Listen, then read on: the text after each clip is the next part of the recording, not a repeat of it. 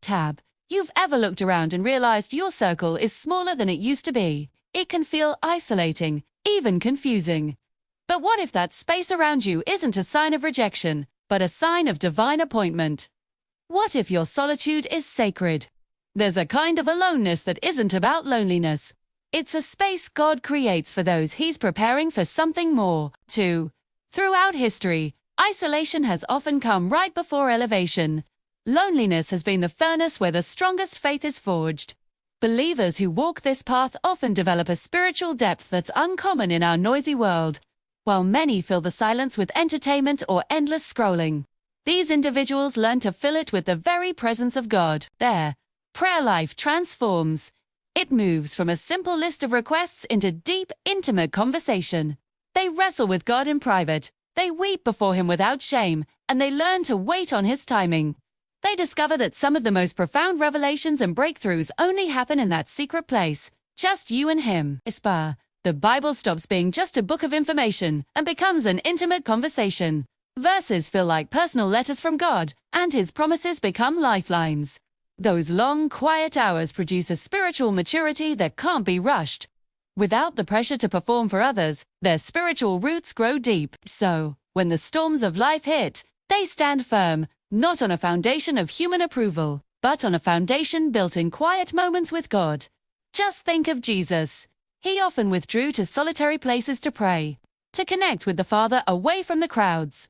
This path often comes with a different kind of assignment.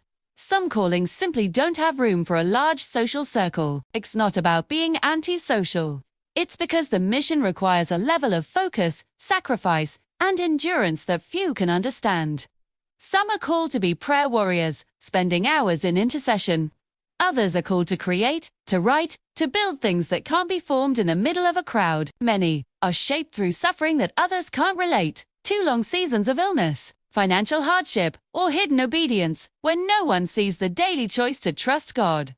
God sometimes gives assignments that sound unreasonable to the outside world. He might call you to stand for truth when everyone else is compromising, to build something no one else believes in, or to go somewhere no one else is willing to go. These callings rarely come with applause. More often, they come with misunderstanding. The Apostle Paul knew this well. He chose God's approval over human validation, a necessary choice for anyone who truly wants to serve Christ. Another reason the circle gets small is spiritual discernment. Believers on this path often see and sense things others miss. They can feel the spiritual atmosphere in a room, recognize motives behind words, and perceive dangers where others see none.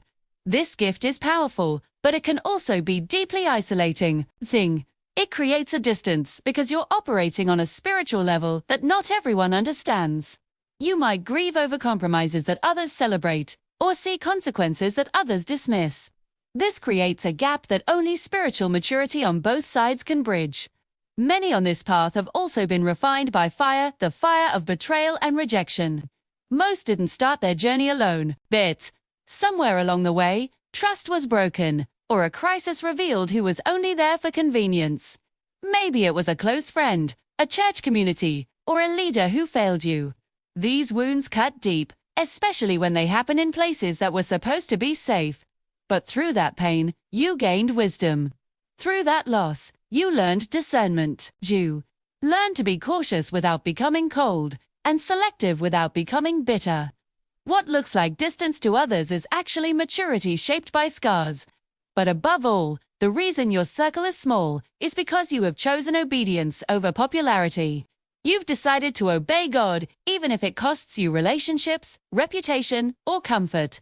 You refuse to compromise your faith to fit in. You won't stay silent when God tells you to speak, and you won't stay where His Spirit tells you to leave. This isn't about being rigid or legalistic, it's about love. It's about a deep desire to please God more than you fear disappointing people.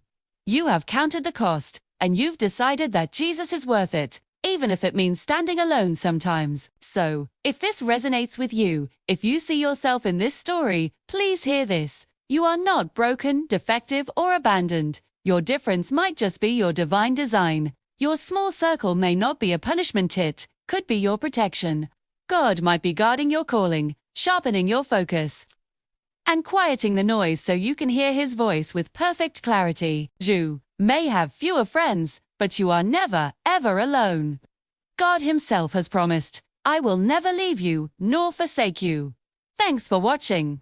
If this message encouraged you, please like and subscribe for more content like this. See you next time.